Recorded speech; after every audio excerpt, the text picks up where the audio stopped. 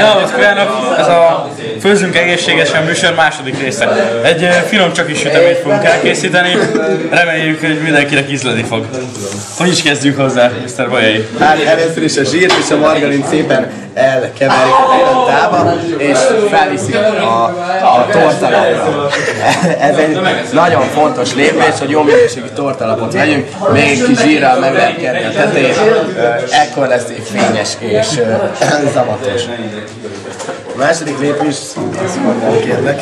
Hát csipet kolbásszal meg kell bolondítanunk, de csak éppen az, amennyit szeretünk, nem kell többet.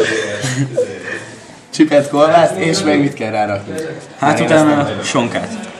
Persze. Sonka a következő lépés. Hát ez egy alapdolog egy süteményhez. Erre azért van szükség, hogy sok legyen benne az omega-3 vérsav. Hát azt lett ma. Következő lépés. Felvinni Az uborkát és a hagymát, miközben a másik séf a sajtot viszi fel.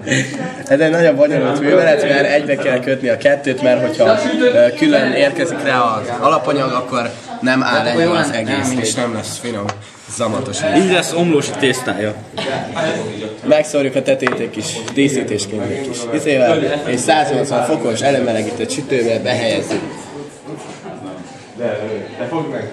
Várják 20 percet, és ugye és jöhetik ezt a térséges süteményt. Gyönyörű.